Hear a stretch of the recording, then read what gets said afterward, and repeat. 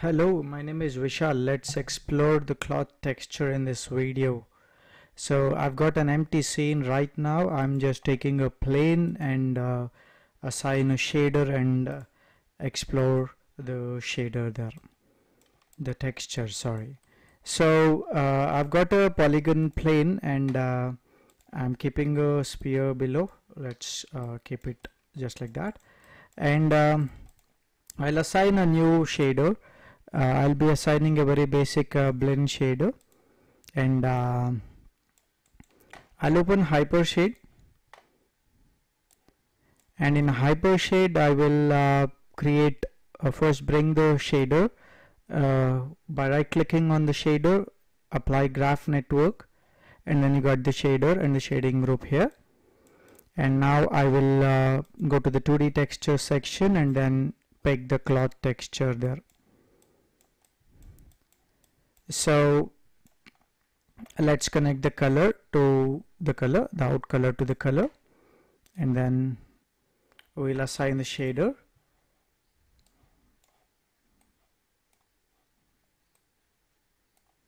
To the model, I'll choose Maya software renderer and put IPR render. Okay, this is how the cloth would generally look like. So if we explore the options, we have the gap color.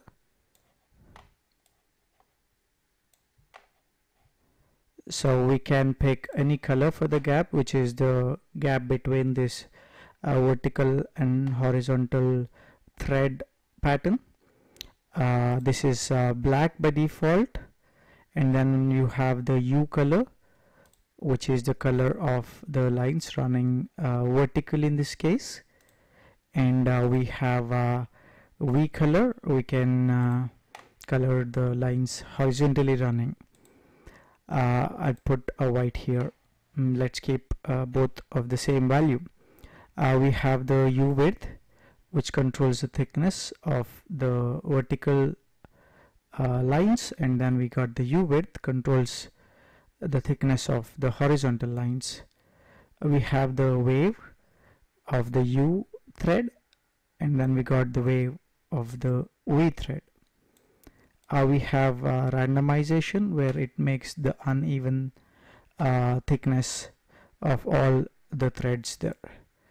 So we have width spread, okay, and then we got bright spread.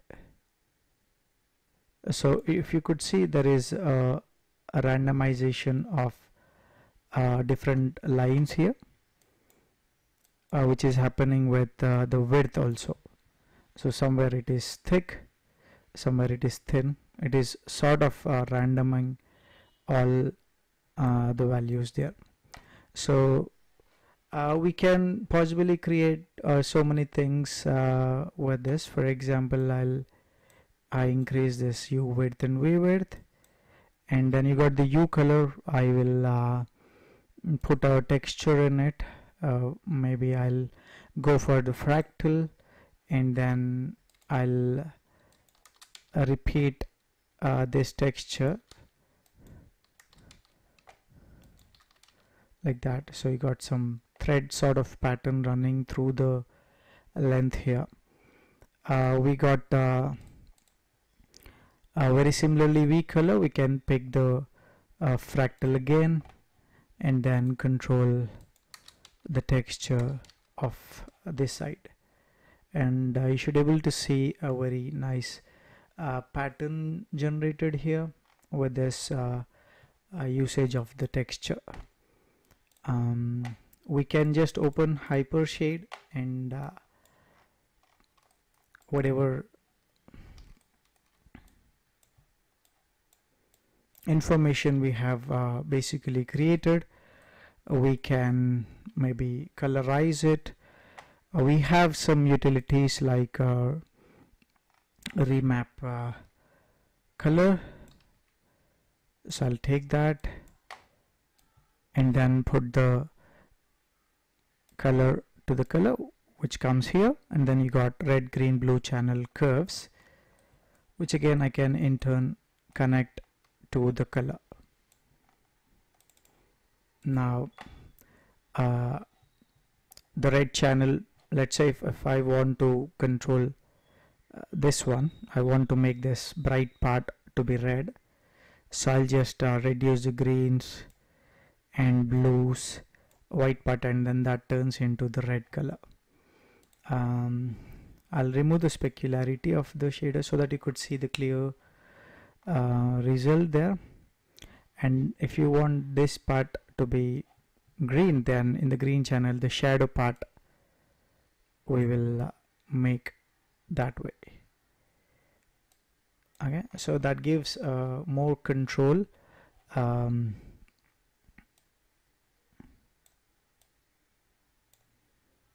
and the overall result, and you can go crazy with this tool. Okay, so see what things will work for your particular requirement, and just explore.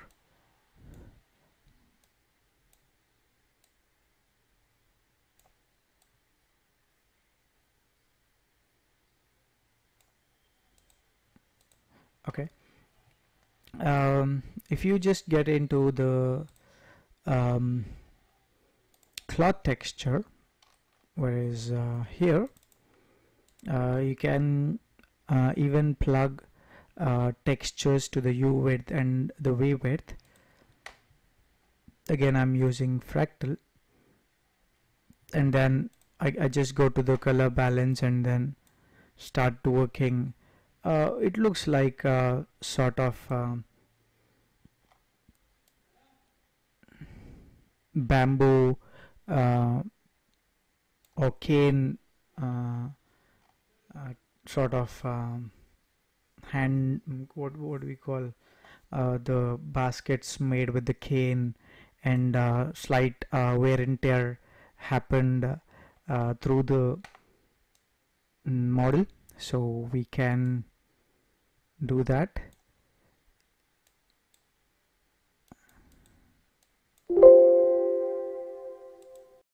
So to continue with the video, actually there was a crash while I was doing, so I'll just quickly take the whole process again.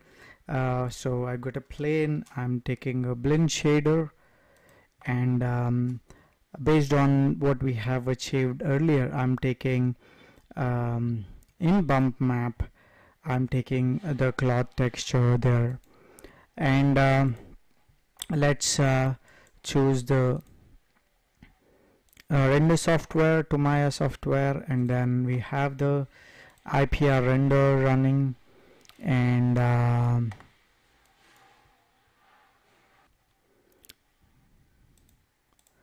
so we have this result achieved so far. So I'm taking the U width and the V width. I'm just taking the whole value up, and in the color I'm taking a fractal texture, and I'm taking a repeat to 20, and sorry, 30 and 1, and then I'm going to reduce the amplitude of that so that it looks sort of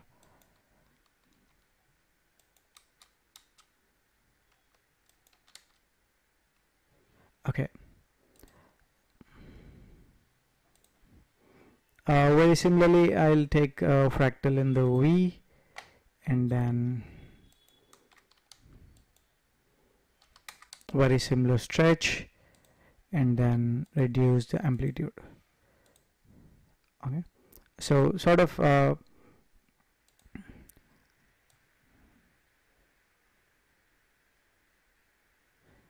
Kane furniture.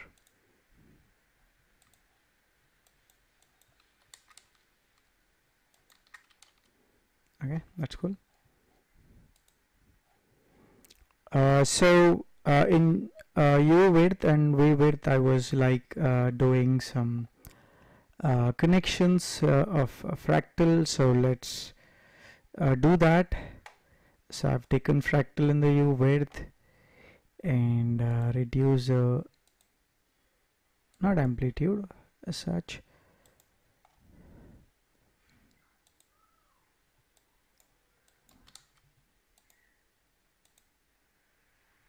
Yeah.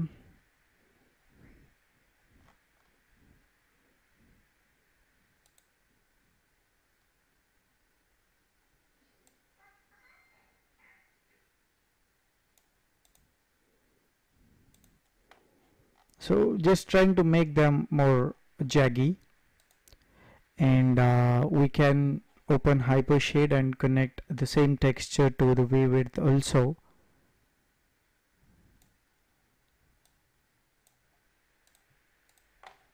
So I've got the blend, and we have fractals, so many fractals. So just check it's fractal 3 because it's the last one after U and V. So fractal 3, I'll drop it again to the V. I just need to see what all has been out alpha with the V width. So I just choose out alpha with the V width, and let's render again. Okay, that's nice. So what I do is I will take a node, that is I'm pressing tab on the keyboard and then choose a remap color, and then connect the color information and plug it into the color of the remap, and then the same thing there. So let's do the IPR. So somewhat orangish color I just want. So I want the green channel to be mid and the blue channel to be 0. I'll remove the specularity to get the right colors. Okay, and slightly I'm cranking up so that I get the colors.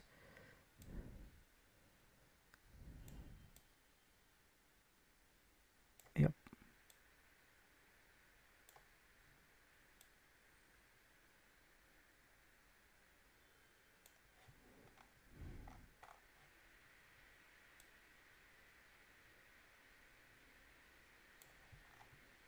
Yep. In the fractal 2, I have to reduce the amplitude 0.02 0 no okay 0.2, yeah, 0.1 and 0.1. So I'm just trying to make them look same. So this is the cloth texture placement node. In the translate frame, I'll be taking again every time I'm taking fractal, yeah, I can even take noise also. So it is out alpha to translate frame U and frame V, and once that has been done, so I reduce amplitude and keep the values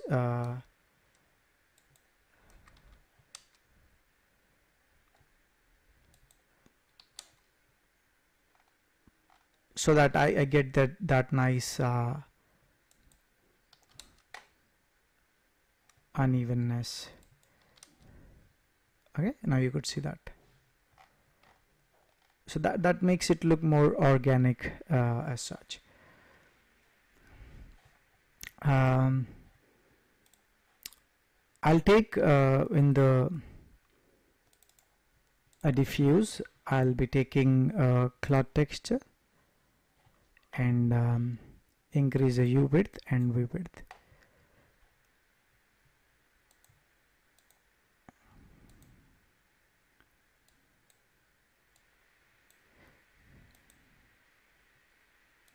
This is just only to add that a little bit of darkness between this two blades of the bamboo. Okay. This new cloth which I've connected right now, in the placement node I want the same noise going in, the noise which was controlling the translate frame.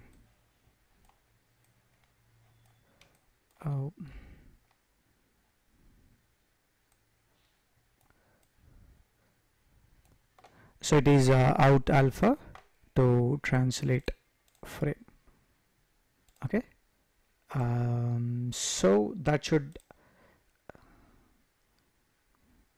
even control the bamboo. Now you should see a very nice darkness around the bamboos.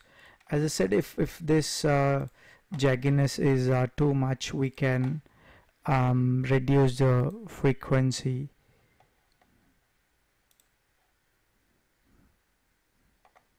Okay.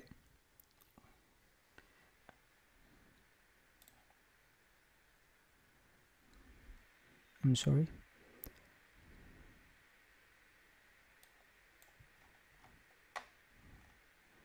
You see the frequencies effect there.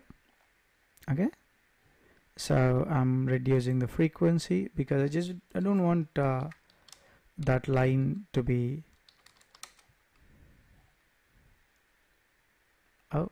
I'm doing this frequency. I'm sorry. Okay, so I don't want that jaggy, so I'm just putting a value of 5 or maybe 10, which should look fine. A more organic shapes there.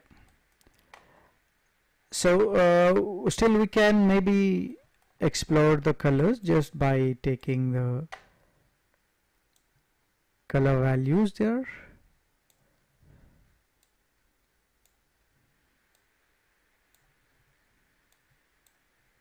Okay, so there again, refining is the process how we end up with the models.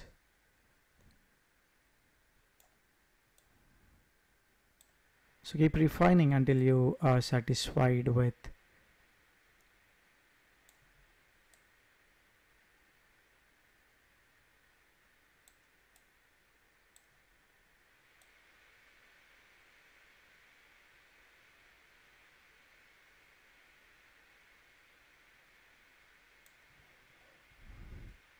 if it is very sensitive, we can change the value of that particular point here.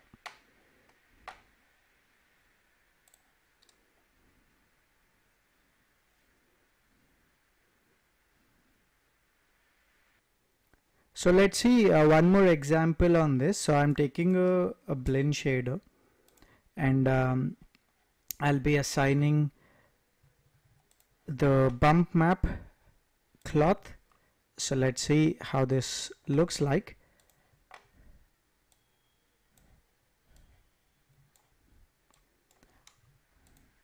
So I'll repeat this to 20 by 20, and then in cloth I reduce the width of 0.1 to 0.1, and then in placement I'll rotate the frame to 45, so you get that nice diamond pattern shape. Okay, so I've got something like this. So what I'm going to do is I'll open the Hypershade, this is the texture what I've got here. I'm taking a remap value node which will have only single channel to control, and I will take a red channel of the cloth, connect it to the input value, and the output value goes to transparencies, red, green and blue color.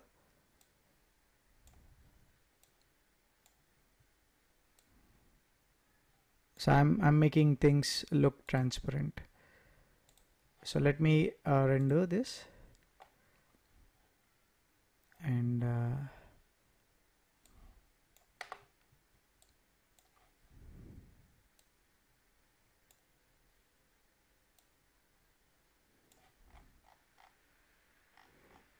if you notice that I've kept a sphere inside the behind the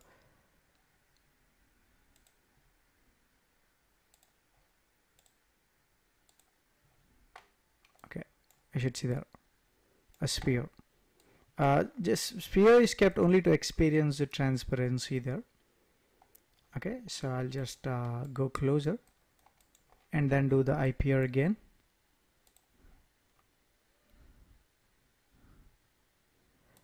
Okay, so very similar connection has to be created once again. So I'm taking the remap color, remap value instead of color, because I have to independently do red, green, blue channels later. So here I don't worry about that. A single channel will drive the red, green, blue there. So I have to connect this with the specularity. So out value goes to the specular color, red, green and blue channels. Okay, now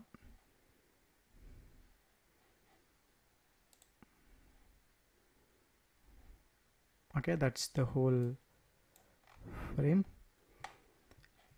Now one cloth controlling the specularity, the transparency. So I'm taking a 0.5 to 0.5 thickness. Okay,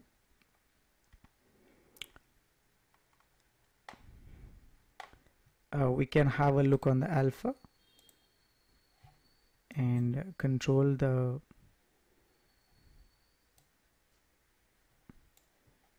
alpha there. So we have a remap value which is controlling the transparency.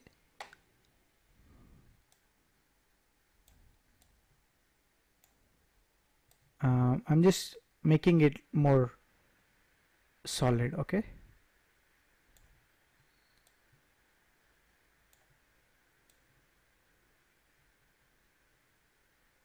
that's how. Okay, and let's select the cloth texture, and we have the width.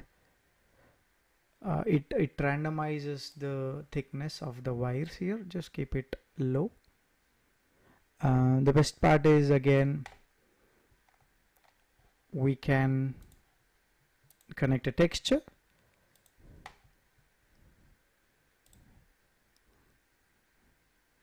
I see that more wear and tear cable, and we can reduce the amplitude or maybe ratio, and then make this wires look more jaggy, and a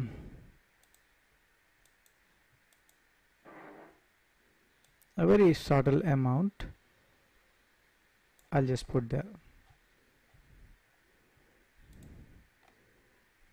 We have the randomness,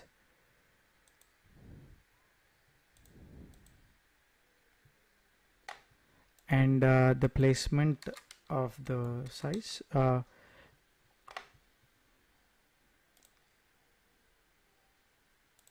Okay, generally when you have to create a mesh like detail, a filter which is made with metal wires, and let's say you have to filter tea, there would be a mesh before that filter, right? Or you have to put a fencing, or you want to put a mosquito net for a door panel. So instead of struggling with maps anywhere, your procedural texturing can make a big difference here. So just you need to explore the possibilities of this texture and see if I can maybe again, if you see, there is translate frame, and what if I can control with this texture, let's say out alpha with translate frame, and then let's see how this texture would show up. So value with 0, there is no distortion. Value with slightly higher number, showing up huge difference. So I have to play with the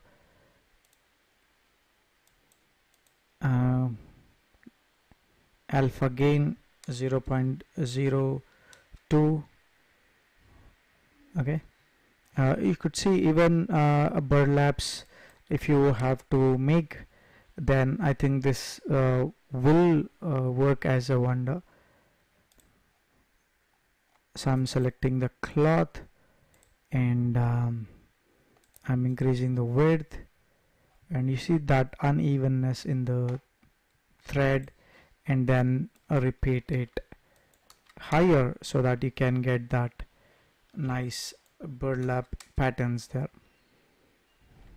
Okay, more wavy distorted textures, 0.05, smeared,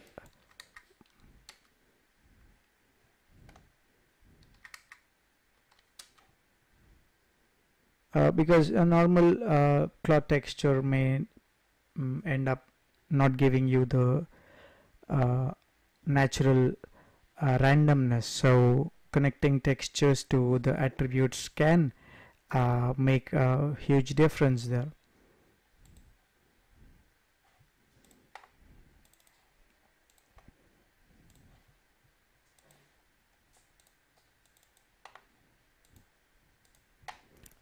You could see here we got the U width and the V width, and I'll connect the fractal, and you should see more detail in the thread itself. So it is the fractal phi. I'm connecting it to the V width as well. So out alpha V width, and then you get more broken pattern texture there, and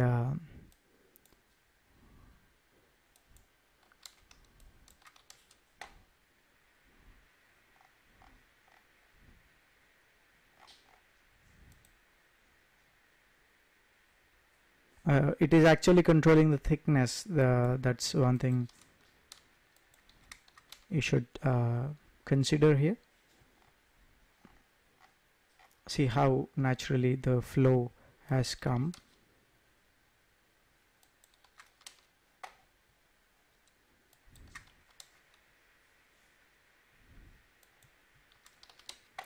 So what exactly happening is the textures effect on this.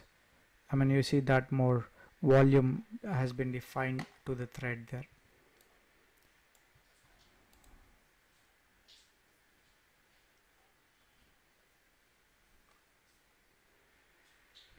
And it works like, it looks like a burlap texture in that case. Okay, just you need to simulate this with your regular N-cloth simulation software, and then you see that burlap pattern. Or mesh pattern is easily achieved with this cloth filter.